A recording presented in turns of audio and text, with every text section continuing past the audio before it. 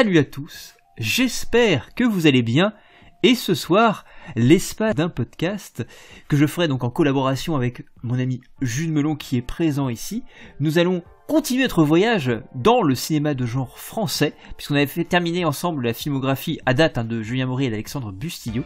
Et aujourd'hui nous allons nous intéresser à la filmographie, débuter la filmographie de Xavier Jeance. Mais tout d'abord, bienvenue Jules Melon, comment vas-tu ? Bonjour, bonsoir, selon quand vous écoutez ce podcast, bah écoute, ça va fort bien, je suis tout émoustillé à l'idée de parler de ce film de genre, enfin, film de genre ça veut rien dire, mais cinéma horrifique, tendu, thriller, bien gore français, comme on n'en fait pas souvent. Et c'est un très beau résumé ça, j'aime bien cette énumération résume très très bien le film. Et encore, j'ai peut-être pas tout dit, parce que c'est un film qui regorge, qui dégorge même de surprises. Nous allons donc nous intéresser, introduire vite fait, donc on y reviendra peut-être quand on en parlera un peu plus en détail, mais effectivement Frontières a été un film problématique pour tout plein d'éléments. Je vous conseille de voir au passage, alors je sais pas s'il est trouvable encore sur YouTube, mais Yannick Dahan avait fait un retour sur ce film. Je parle de Yannick Dahan puisqu'il fait une petite figuration dans le film, en la personne d'un des flics qui au début poursuivent le groupe de protagonistes. Et il avait juste fait une petite, si vous voudrez, il a fait un très bon résumé puisqu'il s'entend, il est très proche de Xavier Jeance. Et il expliquait assez bien en fait que le film, dans un premier temps, Xavier Jeance avait écrit, qui sont interdits au moins de 16 ans. Il a été produit effectivement et financé, sauf que ceux qui ont financé et produit le film, une fois que la préparation de tournage avait été faite, que le tournage commençait, les mecs se sont mis à réclamer un moins de 12 ans, ce qui fait que ça posait un problème en termes d'écriture, puisque l'écriture avait été faite dans cette note d'intention de faire un film interdit au moins de 16 ans. Donc Xavier Jeance a dû tourner le film en cachant en fait, en faisant un petit peu en scred toutes ces séquences et ces plans gore, ce qui fait que ça a compliqué énormément les choses, et le projet a fini par échouer entre les mains de Luc Besson avec EuropaCorp, qui finalement lui était totalement dans le mood interdiction au moins de 16 ans, ce qui a permis de réintégrer ce qu'il avait tourné un petit peu en scred, véritablement gore. Et deuxième point aussi important, le film a frisé l'interdiction au moins de 18 ans, sauf évidemment ce qui l'a sauvé de ça, et ce qui a sauvé d'une sorte de censure foncièrement économique, c'est qu'on lui a réclamé à Xavier Jeance d'inscrire en fait sur l'affiche, vous avez tous vu je pense l'affiche, cette accroche extrêmement putassière, et on en parlera mais je pense assez fausse. Ce film accumule de scènes de boucherie particulièrement réalistes et éprouvantes, histoire de prévenir le spectateur, et c'est ce qui a permis de conserver cette interdiction au moins de 16 ans qui est effectivement plus viable d'un point de vue économique. Donc c'est juste une petite parenthèse pour introduire la chose, et en termes si vous voulez de narration, on va y venir un petit peu plus en détail, et puis moi j'ai hâte d'avoir ton avis, mais on suit dans un pays, une France, qui sombre dans le chaos après l'élection d'un nouveau président au fort relent sarkozyste. On est en 2008 quand le film sort, Sarkozy a été élu en 2007, donc il y a des liens, et puis ça, si on prend le temps de regarder les petits passages télé au tout début, il parle en gros de carchériser les banlieues, donc le lien est fait de manière quand même assez directe. Et pour le coup, on suit ce groupe de jeunes en plein chaos qui se fait courser par les flics, par ce système ultra autoritaire qui se met en place en France. Ils ont de l'argent qu'ils viennent de récupérer et ils vont fuir un peu cet argent qu'on va bloquer. C'est un MacGuffin forcément. Et ils vont partir s'isoler. Ils se séparent en deux groupes. Et on suit donc le personnage qui est interprété par Karina Testa, cette jeune femme qui est la protagoniste, qui elle est enceinte. Et qui va donc partir se planquer. Je crois que c'est pas loin du Luxembourg, de la France et de la Belgique. Et ils vont se retrouver donc confrontés dans une petite auberge à la frontière à une bande de rednecks néo-nazis, et ils vont devoir s'en sortir, puisque donc les deux groupes sont détachés. Le premier va rentrer dans l'auberge, il va arriver un certain nombre d'éléments, et le deuxième groupe va arriver par la suite pour les rejoindre, et ils vont essayer de sauver le premier groupe, et va s'en suivre moult péripéties. Alors voilà, bon, après cette introduction peut-être un petit peu longue, mais je pense que le contexte était important à poser. Et ben écoute Julien, qu'en as-tu pensé de cette première incursion ? Alors est-ce que c'était la première incursion au cinéma de Xavier Jeance pour toi ? Et qu'en as-tu pensé de celui-ci pour le coup ? Alors non, ce n'est pas ma première incursion, parce que j'avais vu Colskin, qui a jamais sorti en France, je crois d'ailleurs. Enfin ça a été très compliqué, film franco-espagnol il me semble. Oui. Donc c'est mon deuxième Xavier Jeance. Et bon, c'est assez différent de Colskin quand même, bon, à part la horrifique, la peur si on veut. Et alors comme tu as dit, film un peu pirate, ça se sent à certains moments. Et alors, c'est assez étonnant parce que je t'avoue que la toute première partie, quand ils sont en banlieue, qu'ils s'en vont et tout, je me suis dit mais qu'est-ce que c'est que ce navet ? J'étais là en mode mais c'est surjoué, c'est surcuté, je vois pas les trucs, où ça va et tout. Puis à un moment il y a un retournement, on arrive donc dans cette campagne et tout, on découvre ces gens bizarres dans une petite maison d'hôte d'abord, après on arrive dans une auberge un peu bizarre. Alors c'est pas la bonne auberge de la classe américaine, là, hein. Ça n'a rien à voir, pour celles et ceux qui ont la référence, le film parodique de Michel Hazanavicius. Et c'est assez fou parce que le film prend une tournure qui rentre vraiment dans l'horreur. Ça fonctionne. Et c'est à la lisière, justement, c'est assez amusant parce qu'on est vraiment à la lisière, si on veut, du ridicule, mais après il tourne ce potentiel ridicule en on va dire, en sorte de torpeur totale, et on arrive à avoir peur, on arrive à flipper, on arrive à être choqué aussi par des scènes qui sont quand même bien dans ta gueule, hein, on va dire ça comme ça, avec des porcs, avec de la torture, c'est un peu comme Saw, hein, sur le principe. Et évidemment, un feeling massacre à la tronçonneuse à la française qui marche plutôt bien. Et ce, malgré quelques acteurs-actrices qui sont quand même limites. Hein. Mais ça fonctionne dans le contexte, en fait. Dans le sens où, vu qu'ils sont pris par une peur panique à un moment, on oublie le surjeu ou le mauvais jeu du début. Peut-être même que c'est volontaire de nous plonger dans cette ambiance-là, pour arriver dans le côté viscéral, brutal, un survival, comme je crois que j'en ai jamais vu dans le cinéma français. Après, on a eu Martyr et tout, mais c'est quelque chose. Je pense que c'est l'un des films français sortis au cinéma, attention, hein, long métrage, financé et tout, le plus violent que j'ai pu voir. Je sais pas si c'est ton cas aussi d'ailleurs à ce niveau-là. Alors ce film, c'est vrai, t'as raison, qui est très violent. Alors il y a quand même un paradoxe avec l'accroche dont je parlais sur l'affiche, parce qu'on n'a pas forcément affaire à justement un film qui a des séquences de boucherie particulièrement. Mais non, mais je pense que cette accroche, elle est à moitié humoristique, parce qu'à un moment il y a une forme de boucherie quand même, parce qu'on voit sans trop spoiler, mais il y a des corps qui sont accrochés un peu comme si on était avec des crocs de boucher. On a des porcs, donc. Et puis on a un des méchants, on va dire, qui pourrait faire un peu le boucher, un garçon, comme les garçons bouchers. Tu connaissais ce groupe. Tout à fait, oui. À un moment, j'ai cru que c'était l'acteur qui est décédé d'ailleurs récemment. François G. Lazaro, il me semble. Voilà, mais c'est pas lui hein, du tout. Et sur le moment, on aurait pu imaginer que ça aurait pu être lui. Sauf qu'il a fait du cinéma avec Jeunet et Caro, hein, donc ça aurait pu. Hein. Donc oui, il y a aussi une forme de boucherie, il y a un personnage qui se fait bien charcuter aussi, hein. Enfin, il y en a plusieurs, le mec qui se fait bien charcuter.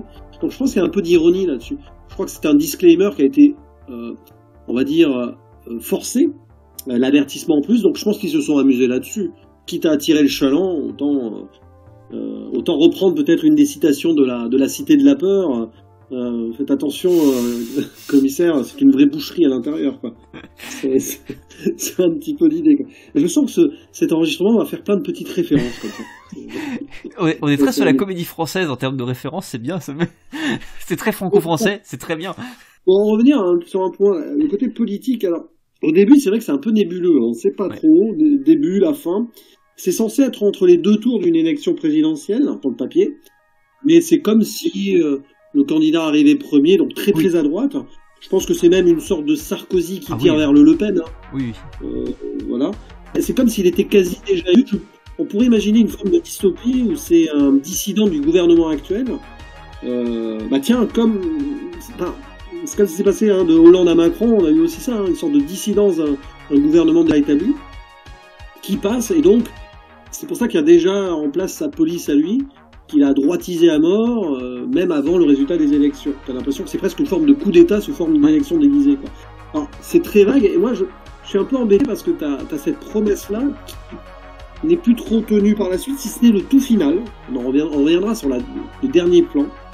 Et évidemment, sur la psychologie de cette famille. En gros, c'est une famille, hein, c'est un peu massacre à la tronçonneuse. C'est des gens très bizarres, isolés en famille, qui sont pas très accueillant, parce que déjà, au massacre à la tronçonneuse, si on veut, ça aurait pu être une famille, c'est une famille de redneck qui est très protectrice et conservatrice, donc c'est un peu le même genre. On a quand même ce lien, effectivement, où la famille est presque une sorte d'excroissance complètement grotesque de cette droite qu'il dénonce dans un premier temps, quelque chose qui amène cette forme d'apocalypse, en réveillant un petit peu ces démons de l'extrême droite qu'est le nazisme.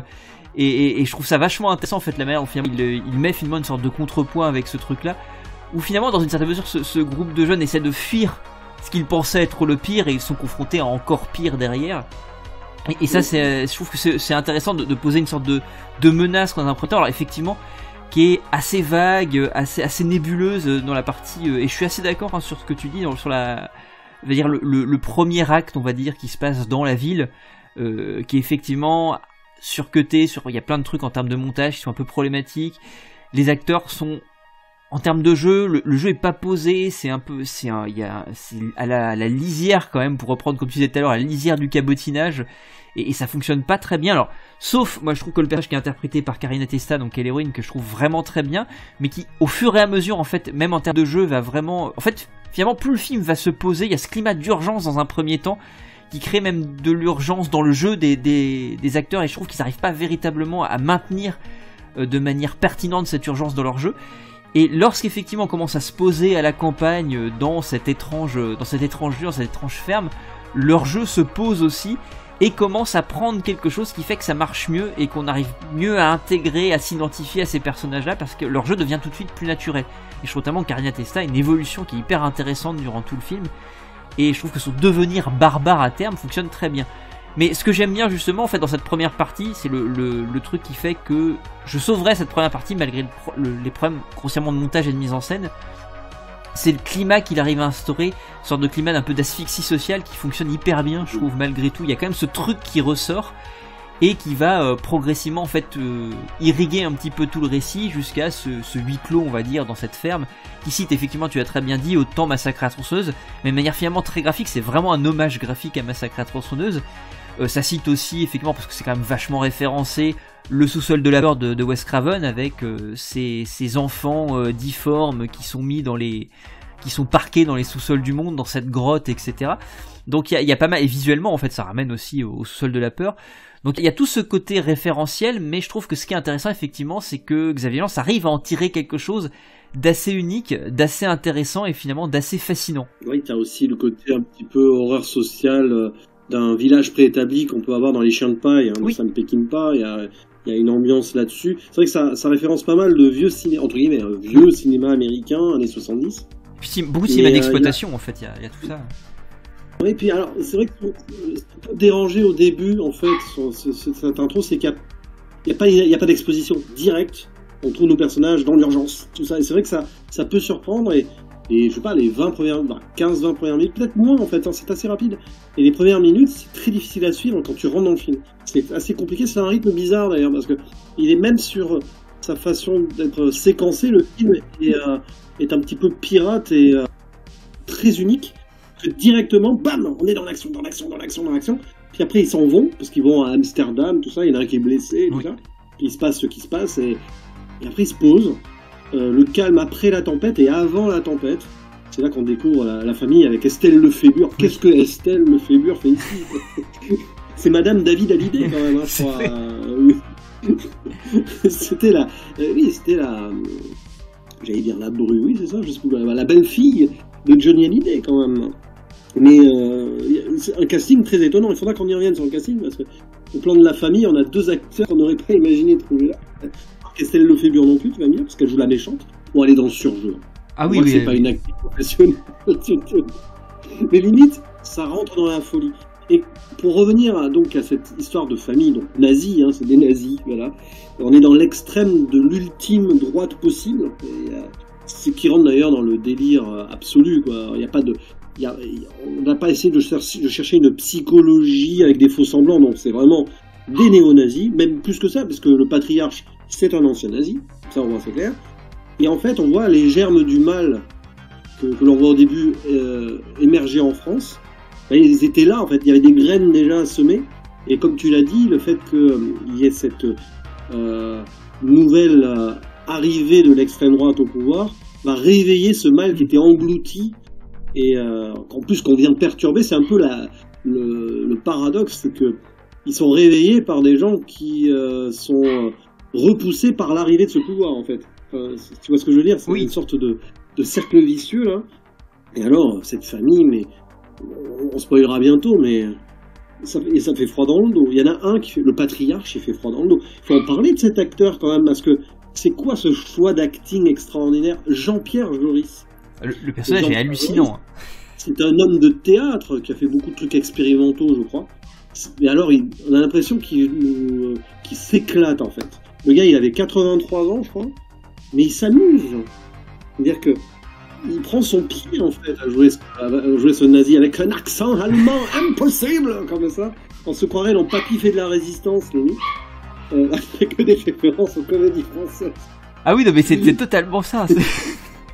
Mais je sais pas, c'est bien, il y a une référence à ça, hein. C'est bien, il a vu, c'est une idée qu'il a eue de là, hein, Xavier Jeance.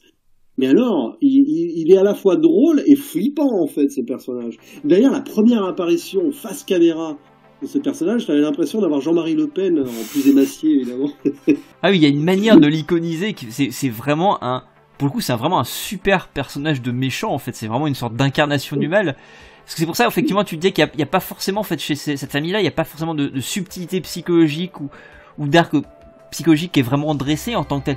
Ils sont une sorte d'émanation du mal absolu. C'est sur des concepts, en fait. Et c'est pour ça que ça marche bien, en fait, qu'on lui pardonne peut-être, on va dire, une construction psychologique assez limitée. Alors, ceci dit, il y en a une quand même, parce que mine de rien, quand même, tout ce travail sur la structuration de cette famille avec l'un des frères qui est le frère préféré du patriarche et cette tension qu'il y a entre les trois frères notamment qui est hyper intéressante, dont pour revenir sur le casting on trouve aussi Samuel Le Bihan, alors qui est pas nouveau dans le cinéma de genre, hein, parce qu'on l'a vu aussi dans le Pacte des Loups de Christophe Gans au passage, qui joue, alors lui il me semble en interview à l'époque il disait qu'il s'est inspiré pour le personnage donc de Guts qu'il interprète, il a voulu donner une forme, alors il me semble qu'il a parlé de sanglier en termes d'incarnation. Et ça fonctionne assez bien, je trouve que c'est assez parlant, si je puis dire, comme manière de travailler le personnage. Il y a un côté gaulois, genre c'est automatique ou un truc comme ça du village Astérix, quoi, un peu entre dedans, on dirait un peu le forgeron de la famille. Mais alors, oui, c'est étonnant. Et là, on le voit, lui, alors il se donne à fond, parce que c'est vrai que c'est un acteur qu'on a cantonné dans des rôles. C'est pas, on va pas dire que c'est le plus grand acteur français de l'histoire, Samuel Le Bihan, sans lui faire offense, évidemment. Mais là, au moins, on le voit autrement. Et Pacte des Loups, encore, bon, c'est vrai que c'est un film très, très unique dans le cinéma français. Et son rôle en soi, il était sur certaines bases connues. Oui. Là, t'as quand même l'impression qu'il part en vrille. Et c'est marrant parce que tu parles des autres frères. Il y en a un, donc, qui est joué par Patrick Ligardès. Oui. Laitier. Et il a ressemblance avec Albert Dupontel. Oui, tout à fait aussi. Mais oui, je suis tout à fait d'accord. Au moment, je lui ai dit, tiens, ça aurait été marrant qu'Albert Dupontel, alors là, encore plus, avec un petit accent ch'ti et tout, je crois qu'il est de là-bas, en plus, Dupontel, enfin, je sais pas, mais, ça aurait été génial. mais je pense que qu'on fait plein de références aux comédies françaises, mais je pense vraiment qu'il y a au-delà des références américaines, au cinéma contestataire des années 70 américains, je pense qu'il y a quelque chose, effectivement, on l'avait dit un petit peu avec Alexandre Bussy ou Julien Maury, il y a toujours quand même ce côté français, quand même, qui est revendiqué. L'idée de pas faire juste une copie du cinéma américain, l'idée c'est quand même de l'adapter à notre terroir français, si je puis dire. Et effectivement, je pense qu'il y a tout ce côté-là, il y a toutes les comédies de Dupontel, les comédies trash qu'on trouvait chez Dupontel aussi, que je pense on retrouve un petit peu dedans, parce qu'il y a quelque chose de foncièrement comique aussi, on est vraiment proche de la comédie. C'est vrai qu'on n'est pas loin de Berti. Voilà, c'est ça, tout à fait.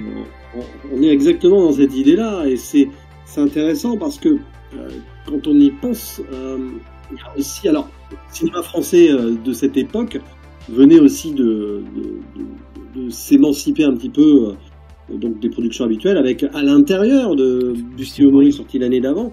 Et c'est marrant parce qu'il y a une part scénaristique, sans en dire plus pour l'instant, mais par rapport au personnage principal joué par Karina Testa, qui est un petit peu en lien avec à l'intérieur quand même. L'idée de l'enfant qu'elle porte. Et on va profiter comme tu lances cette idée-là. Écoute, je te propose, on va spoiler. On est parti, on spoil gaiement. Voilà. C'est vrai que cet enfant, et c'est terrible parce que je crois que c'est ça la première scène du film en fait.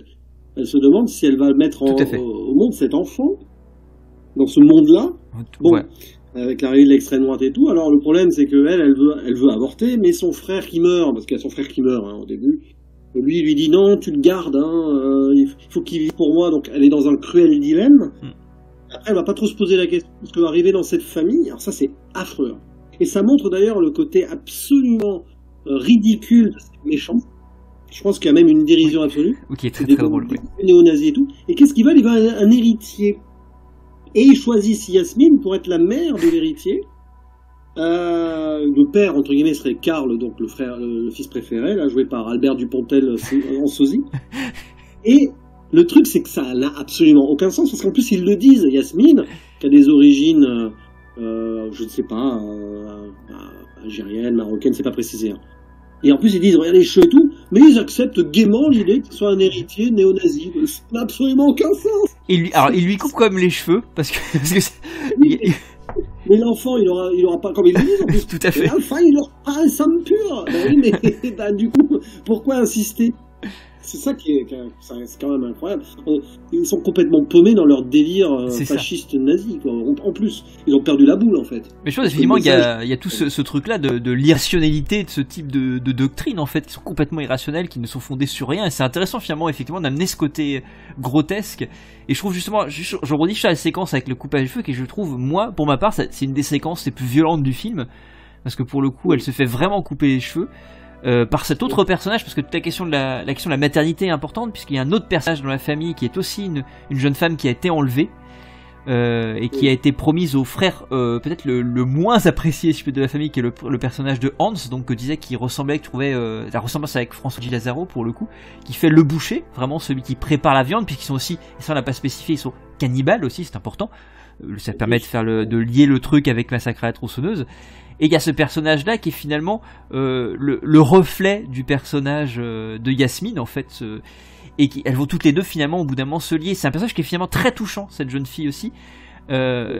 Puisqu'il y a toutes ces séquences, et c'est une des séquences qui pour moi est une des séquences pivot du film, qui est très forte, qui est la séquence du repas, qui fait de fait forcément écho à la séquence du repas de Massacre à la tronçonneuse aussi, et qui est une séquence de tension que je trouve extrêmement forte. Et c'est le moment où justement ce manichéisme qu'on pouvait avoir au début de ces méchants néo-nazis, de cette méchante famille et de ces gentils qui interviennent, va complètement basculer. Il y a un moment où on va vraiment fracturer tout ce manichéisme-là, et le film devient beaucoup plus nuancé, puisqu'on va finalement avoir, moi je trouve pas mal d'empathie pour cette jeune femme, alors qui de fait est aussi une victime, mais pour la relation qu'elle entretenait avec son mari, en fait, celui qui lui a été forcé comme étant son mari, le jeune frère de la famille, mais qui finalement elle semble éprouver, syndrome de Stockholm oblige, beaucoup d'amour pour ce personnage-là qui va être abattu en fait dans les échanges de coups de feu qu'il va y avoir à table, et je trouve cette séquence extrêmement forte, extrêmement touchante, et qui fait un petit peu voler en éclats ce côté peut-être un petit peu simpliste de poser d'un côté des gentils, de l'autre les méchants, et qui amène ce moment où le personnage de Yasmine va basculer elle-même dans la barbarie pour pouvoir survivre pour elle et forcément pour son enfant à terme. C'est vrai que c'est hardcore à la fin, c'est une survie qui d'ailleurs la bousille totalement psychologiquement. C'est vrai que cette scène de repas puis de mariage forcé, vraiment j'étais en train de me demander si on n'allait pas finir à la Freaks de Todd Browning aussi. C'est peut-être encore une autre influence, je ne sais pas. Ou alors ambiance Contes de la Crypte avec cet épisode, mais je crois que c'est pas la première fois que je le mentionne dans un podcast avec toi. Épisode des Contes de la Crypte, un des meilleurs, avec Tim Curry qui joue plusieurs rôles, qui joue le père, la mère et la fille, et qui accueille un étranger pour pouvoir renouveler le sang. Tout à fait, ouais. C'est un petit peu l'idée. C'est un épisode des Contes de la Crypte assez fou, avec un grand Tim Curry, qui aurait été parfait dans un des rôles du film aussi, là. C'est vrai que c'est une descente aux enfers ultime, et alors, presque on peut regretter que les enfants zombies et tout soient juste des citations et des références, on les voit pas vraiment, même si les enfants ont une importance, puisque à la fin celle qui survit, donc Eva, hein, c'est ça, oui, la victime, oui, avec Yasmine, décide de rester pour les enfants, tandis que Yasmine, elle s'en va. Elle s'en va, mais dans quel état? Psychologiquement, physiquement, c'est compliqué. Et le tournage a dû être hardcore, hein, quand même. Ouais. Parce qu'il y a des moments où ils se sont roulés dans la boue des cochons et pas du fake. Hein. Ah mais le film, c'est vrai, à ce côté, il a quelque chose de très viscéral, de très charnel, de très... Il y a tous les fluides corporels, tout ce qui peut être sale, tout est montré, tout est accentué, et c'est ça qui est intéressant, qui fait que finalement, le film, comme tu disais, a quelque chose, parfois presque même de Rob Zombie, dans cette manière, ou de Massacre à la tronçonneuse 2, qui a beaucoup inspiré Rob Zombie, dans le côté, effectivement, grotesque, tu parlais de freak, c'est-à-dire un petit peu freak show, et en même temps, il y a une sorte d'approche extrêmement réaliste, assez brutale, nihiliste. Je pense à cette séquence dont tu parlais un petit peu tout à l'heure, je pense à celle-ci quand tu parlais de boucherie, qui est le duel avec le personnage donc de Samuel Le Bihan dans cette pièce qui va se terminer sur une scie circulaire à coups de hache aussi, etc., qui est particulièrement jouissive mais particulièrement hardcore aussi. Donc cette survie elle est vraiment intéressante parce qu'on a vraiment le deuxième pan toujours des récits de survival où ce personnage qui a subi les pires tourments, les pires tortures, va aller puiser au fond d'elle pour survivre et va faire vivre finalement les pires tourments à ses agresseurs aussi. Ah oui, bah justement, à un moment pour survivre, il faut juste tuer ceux qui nous veulent du mal. Hein. D'ailleurs, c'est aussi ce délire détourné, parodique de certains films à l'américaine, un peu, c'est le genre survival, vigilante, il faut se faire soi-même. Je pense qu'il joue aussi sur ce code-là, mais il faut savoir qu'ici, le mal est né par donc, cette arrivée de l'extrême droite, et surtout par ces gens qui étaient là et qui attendaient leur heure, en fait. Je suis même pas sûr qu'ils suivent l'actualité, qu'ils savent, qu'ils soient au courant qu'il y a l'extrême droite qui arrive au pouvoir, en plus. C'est ça le paradoxe. Ils sont même pas là en train de célébrer. Ils s'en fichent complet. Hein. Ils sont dans leur monde, hein. Ils ont leur empire à eux, là. Un truc totalement barré, d'ailleurs. Mais c'est vrai que c'est vraiment parce que c'est un film d'horreur et d'une horreur réelle. Parce que Xavier Jean, je crois qu'il a eu l'idée de ce scénario quand, en avril 2002, Jean-Marie Le Pen est arrivé au second tour. C'est ça qui lui a donné cette idée à la base. Et ce qui est d'autant plus intéressant, ce que tu disais aussi, c'est qu'à terme, finalement, de cette horreur sociale très grotesque, et tu parlais du dernier plan du film, on nous ramène finalement à cette horreur qui est pour le coup l'horreur du quotidien, une horreur bien plus réaliste, bien plus... Alors qu'est-ce que tu en penses justement de ce dernier plan ?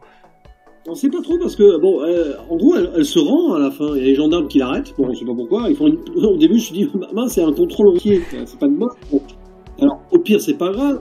Elle arrive paniquée en disant, ah, messieurs, je me suis fait attaquer, c'est horrible. Elle donne l'adresse, ils y vont et y a pas de souci. Mais non, elle se rend. C'est ça qui est fou, en fait. C'est que, je sais pas pourquoi, en fait. Soit elle se rend parce qu'elle sait qu'elle a tué des gens. Soit parce qu'il y a plus d'espoir de toute façon. Soit parce qu'elle sait que ces gens en face d'elle sont maintenant soumis à un pouvoir qui de toute façon va la mettre en prison, en péril, quoi. C'est terrible comme fin, je trouve, moi. Est-ce que finalement est-ce qu'en prison elle ne serait pas plus en sécurité qu'à l'extérieur ? Il y a ce côté-là aussi, moi, que je trouve intéressant. Il y a peut-être ça, oui, mais c'est terrible comme fin, en fait.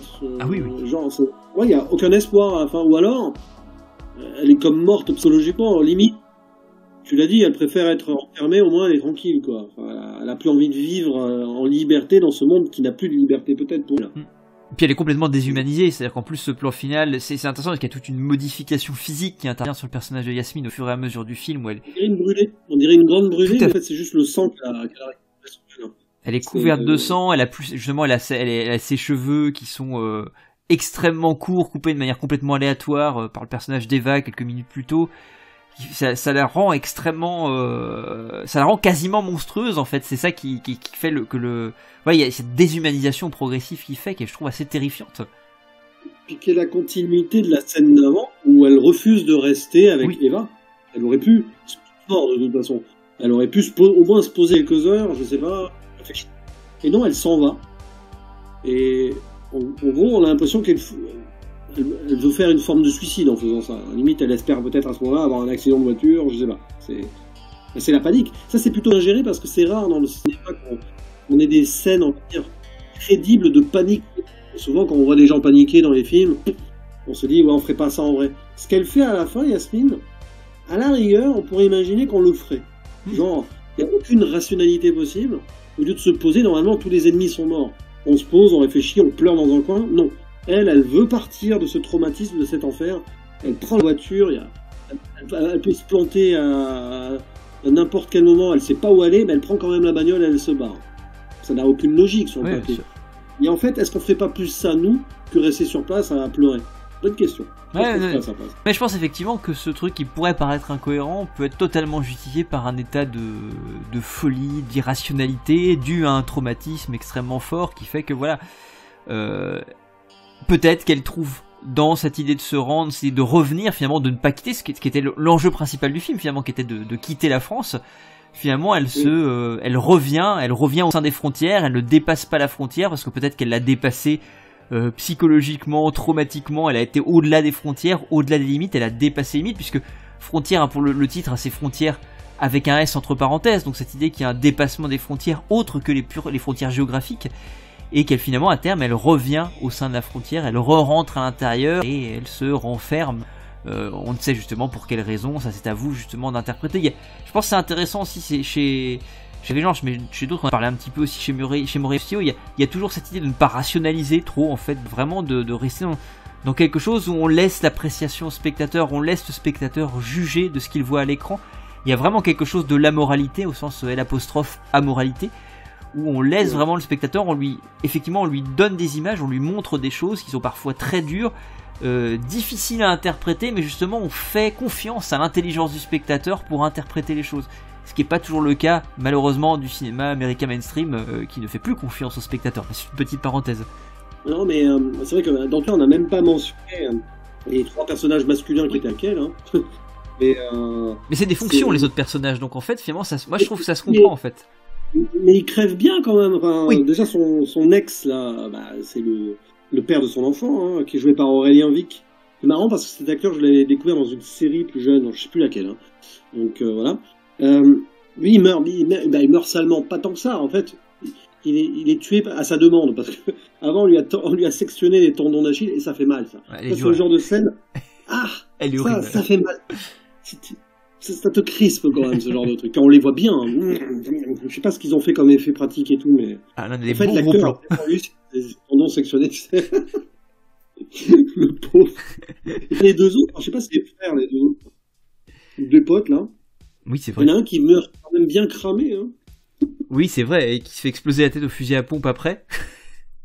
C'est ça. Et pourtant, il joue au cache-cache et il survit bien hein, quand même, le jeune, là. Hein. Mais bon, à un moment, c'est dommage presque. Hein.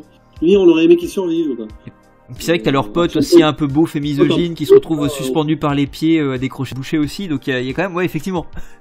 Ouais. Mais bon, son pote, là, c'était un peu un gros beauf, donc c'est moins grave. C'est vrai. C'est vrai, en plus. C'est lui qui couche avec Estelle Lefébure, d'ailleurs. Hein. Personnage assez insupportable, hein, au moment, effectivement, on est content qu'il meure au bout d'un moment. Oui, voilà, ça aussi c'est bien traité parce qu'on a parmi ce groupe de jeunes qui veulent s'en sortir, il y a quand même des psychologies différentes aussi. Tout à fait. Mais en même temps, c'est vrai que, comme tu disais, on les retient pas forcément nécessairement de manière détaillée parce que c'est vrai que, à l'exception du personnage pour le coup de Yasmine, et peut-être de son ex justement, qui sont un peu plus caractérisés, on est quand même sur des personnages qui sont beaucoup plus fonctions en fait, qui font avancer les récits dans une certaine mesure, je trouve, qui sont pas forcément caractérisés ou caractérisés un peu plus à la serpe, en fait, un peu plus taillés, pour laisser pleinement ressortir la famille de psychopathes qui quand même est caractérisée de manière assez intéressante parce que c'est fait de manière assez subtile et rapide et efficace pour qu'on puisse savoir un petit peu quelle est la place de chaque personnage dans la famille. Et puis le personnage de Yasmine qui est en face, qui est un peu leur contrepoids et qui va permettre justement, qui va être leur obstacle quand eux aussi sont l'obstacle de Yasmine. J'ai envie de dire que le film a un petit défaut quand même là-dessus, c'est la scène dans la première maison avec les deux là ceux qui s'arrêtent avant que Yasmine arrive.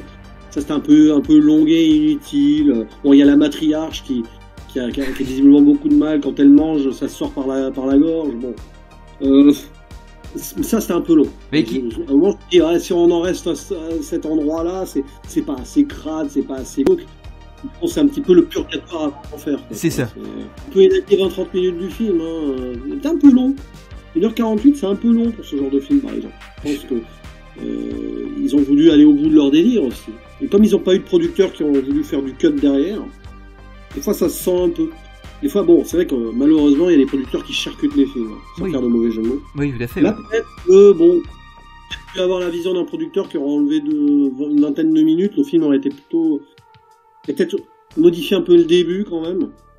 C'est vrai que ce début, bon, je peux comprendre l'idée, mais il y a beaucoup de gens qui ont dû arrêter au bout de 20 minutes et qui sont passés à côté du reste, hein, moi, j'imagine. Hein. Mais non, c'est vrai que le film prend son temps, alors ce qui n'est pas forcément un défaut, mais t'as raison, à la première incursion dans le motel, entre guillemets, enfin la pension, est effectivement un petit peu long. Alors, je pense qu'effectivement le côté de la grand-mère est intéressant, parce que je pense aussi que l'idée c'est de faire du lien aussi avec Massacre à la tronçonneuse, avec le père aussi, avec la séquence du repas. Avec le père qui est quasiment un cadavre qui est quasiment mort et que la famille est obligée de trimballer, de faire bouger. Je pense que tu te rappelles avec l'héroïne qui se retrouve avec le marteau, ils sont obligés de trimballer le bras du père pour qu'il tape sur sa tête alors qu'il est tout mou, etc. Donc je pense qu'effectivement ça ramène ça graphiquement à tout ça. Mais effectivement la manière dont c'est amené, c'est pas forcément très adroit. Alors je pense qu'il y a cette idée quand même de créer un crescendo jusqu'à de faire découvrir progressivement la famille jusqu'à l'incarnation du père qui arrive et qui est un petit peu ce climax dans la présentation des personnages, et puis après il y a de développer ce récit qui est finalement assez épique. J'aime bien la séquence aussi de fin de baston sous la pluie là, qui est très épique, mais effectivement il y a un côté je trouve effectivement un petit peu long qui aurait peut-être mérité d'être un petit peu plus coupé dans certains éléments pour pouvoir peut-être gagner en efficacité finalement et peut-être effectivement pas perdre certains spectateurs. Tu as raison. Après, c'est un premier film, hein. C'est un film Oui. qui a une liberté totale, donc forcément, les défauts sont là, mais au moins on retient. C'est un truc qui reste en tête, quoi. C'est ancré, quoi. C'est pas le petit film du dimanche vite fait que tu vas regarder comme ça, entre deux autres films. Enfin, tu peux le regarder entre deux autres films si tu veux, mais à la fin de la journée, même si c'est peut-être celui que t'as le moins aimé des trois, c'est celui dont tu vas te plus le souvenir, Je suis plus d'accord. le souvenir pour des trucs, quoi. C'est vrai que, au moment où on enregistre, là, ça fait un peu plus d'une semaine que je l'ai vu, crois-moi, je l'ai encore en tête, hein. Ah oui, d'accord. Bah, c'est très bien. Et alors, même avec ses défauts et tout, bon, des moments de mouvement de caméra, alors c'est intéressant, hein. Et dans le montage, parfois c'est trop cuté. Ouais. Mais ça rend le truc dynamique, mais il y a des moments où c'est un peu pénible. Mais il y a des moments où c'est posé aussi, t'as du travail de photographie, je pense qu'il cherchait un peu son style aussi à l'époque. Oui. C'est normal. Pour un premier long métrage, tu vas faire des expérimentations et tout. Je sais pas si après, de mémoire, dans Colskin, il est quand même ensuite allé enfin, du moins pour ce film-là, sur un style plus posé, quoi. Sur ce travail-là. Est-ce que tu as des choses que tu voulais ajouter sur le film? J'ai envie. Alors, la dernière chose à dire, c'est passer les premières minutes. Ouais. Attendez qu'on arrive à la famille de fous. Là, vous allez voir, vous allez prendre votre pied. Parce que c'est vrai que si on s'arrête sur le début, je pense qu'il y a beaucoup de gens qui ont arrêté le film en me disant, c'est quoi ce truc? Allez hop, je vais regarder autre chose. Et donc, donnez-lui sa chance jusqu'au bout. Oui, il y a des défauts, mais vaut mieux un film avec des défauts dont on se souvient qu'un film qui, sur le moment, va être très bien, mais après, qu'est-ce qu'on en retient? C'est ça la question. Et puis, en plus, c'est sorti la même année que Bienvenue chez les Ch'tis. Là, c'est Bienvenue chez les Ch'tis, mais autrement. C'est pas très bienvenu chez les Ch'tis nazis, quoi. On va l'appeler comme ça. Et objectivement, moi je trouve ça beaucoup plus drôle, mais c'est comme ta vie. C'est drôle autrement. Ouais. Eh ben écoute, en tout cas, on va se retrouver pour de prochaines aventures. Écoute, alors, je fais quand même le lien, puisque on a fait il y a quelques semaines, je pense qu'on sortira aux semaines ou jours, je ne sais pas exactement le temps du montage que je ferai, mais on a fait donc un petit un procédé critique sur nos pérégrinations sur ta chaîne Miikesque, sur Cloud Zero, qui correspond un petit peu, qui est l'écho sur ma chaîne de ce qu'on a fait sur la tienne. Donc je mettrai le lien en description pour que vous allez découvrir la suite de nos pérégrinations. Encore une fois, on est obligé, sur ma chaîne on varie parce que Mickey, il y a tellement de quoi faire qu'on peut mettre 10, 15, 20 réalisateurs derrière pour faire l'écho, donc c'est très bien. Et puis de toute façon, on va continuer nos aventures sur Xavier et Gence. Donc écoute Julien, je te remercie beaucoup de ta présence et de ton ouverture d'esprit pour ces découvertes-là. Et puis je te dis à très bientôt. Merci Romain, c'est toujours un grand plaisir. À bientôt. À bientôt, salut, bisous.